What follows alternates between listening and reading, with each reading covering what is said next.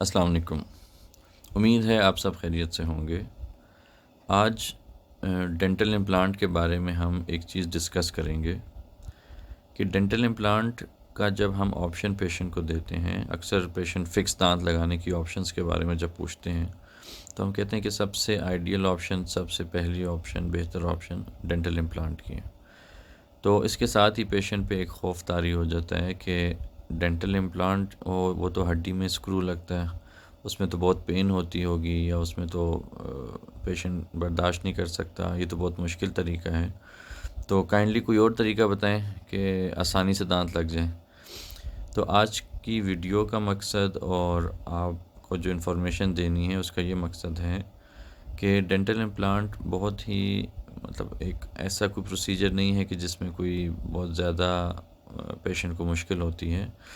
हाँ जी, लेकिन ये है कि वो पेशेंट के जहन में एक होता है कि हड्डी में स्क्रू लगना है और वो बहुत मुश्किल है, बहुत पेनफुल है। आप जैसे कि इस वीडियो में देख रहे हैं कि पेशेंट बहुत कंफर्टेबली अपना प्रोसीजर करा रहा है, और बेसिकली सुन करने का मकसद जो एनेस्थीसिया होता है उसमें यही होता है कि पेशेंट का जॉ नम हो जाता है। और आपको एक हैरान कुन बात ये बताऊं कि दांत निकालने के लिए या रूट्स की ट्रीटमेंट के लिए या पल्प ममिफिकेशन जब हम कर रहे होते हैं, या दांत को जब सुन करते हैं किसी प्रोसीजर के लिए, लाइक फिलिंग के प्रोसीजर के लिए, या कभी कभी डीप हमें रूट्स तक जाना हो, उसमें इतना ज़्यादा एनेस्थीसिया ज़रूरत होता है, लाइक उसमें जो एनेस्थीसिया ज़रूरत होता है उससे कम एनेस्थीसिया डेंटल इम्प्लांट के लिए ज़रूरत होता है।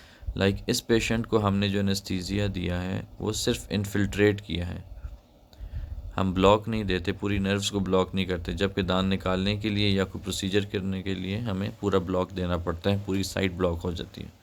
तो डेंटल इम्प्लांट के लिए हमें छोटा सा पार्ट सुन करके, और वो बस बोन में ये इतनी देर लगती है जितनी देर ये वीडियो चल रही है आप देखें, और ये कंफर्टेबली हमने इंसर्ट कर दिया इम्प्लांट। तो ये प्रोसीजर ऐसे बताने में या सोचने में, या इंसान सोचता है कि मेरी हड्डी में स्क्रू लगना है, बड़ा डिफ़िकल्ट प्रोसीजर होगा। अब जितनी देर मैंने डिस्कशन की है, साथ साथ वीडियो भी चल रही है, और देखें कि ये 2 इम्प्लांट्स डल चुके हैं पेशेंट को, और इट हार्डली टेक्स 45 मिनट्स, आधा घंटा सारा कुछ मिला के। अगर बहुत ही कॉम्प्लिकेटेड, थोड़ा हमें ज़्यादा टाइम, और ज़्यादा टाइम लगने का मकसद ये नहीं होता कि कोई ऐसी कॉम्प्लिकेशन है कि उसका प्रॉब्लम ये होता है कि पेशेंट थोड़ा सा कोऑपरेटिव नहीं होता, या वो जगह ऐसी होती है जहाँ हमें एक्सेस मुश्किल होती है। लेकिन इम्प्लांट लगने में इतना ही टाइम लगता है, जैसे कि हम एक प्रोसीजर में ये आप देख रहे हैं कि एनेस्थीसिया दिया और पेशेंट का वो पार्ट सुन हो जाता है, और हम ऊपर से जो स्किन होती है उसको हल्का सा फ्लैप रेज करते हैं और उसमें स्क्रू इन कर देते हैं।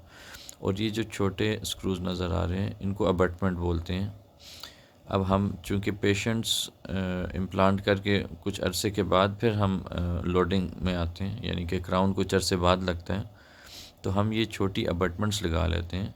उस स्क्रू के ऊपर एक और स्क्रू ऊपर लगता है जिसको हीलिंग अबटमेंट बोलते हैं, कि जब ये टिश्यू क्लोज कर देंगे, स्टिचेस कर देंगे, तो ये अबटमेंट ऊपर से नज़र आ रही होगी।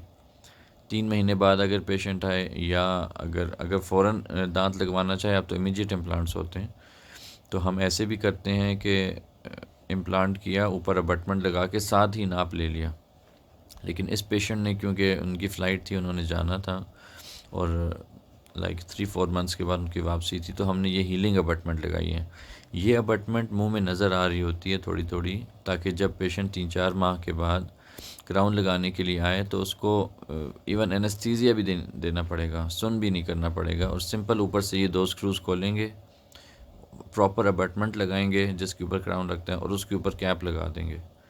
तो ये इम्प्लांट का प्रोसीजर होता है। तो पेशेंट का जो खौफ है, हम चाह रहे हैं कि उनको एक कंफर्टेबल एनवायरनमेंट में ये सारा काम हो, पेशेंट को ऐसा एनवायरनमेंट मिले कि उसको एक तो फ़ियर भी उसका ख़त्म हो, और ये वीडियो देख के उनको अंदाज़ा हो कि इम्प्लांट का प्रोसीजर होता क्या है। और आप पेशेंट की एक्सप्रेशन से भी अंदाज़ा लगा रहे हैं कि उसको कोई पेन नहीं हो रहा है ये सारे प्रोसीजर के दौरान।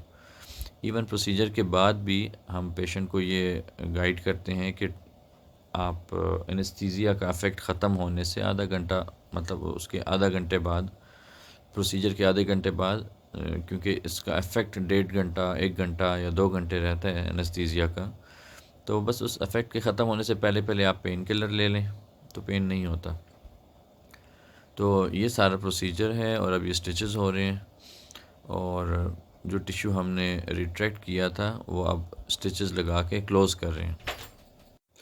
तो अगर आपको लगता है कि आपको दांत लगवाने हैं, आपके मिसिंग टीथ हैं, और बेस्ट तरीके से like ideal way of replacement, तो वो इम्प्लांट ही है और वो बिल्कुल इसी तरह कंफर्टेबली हो जाता है।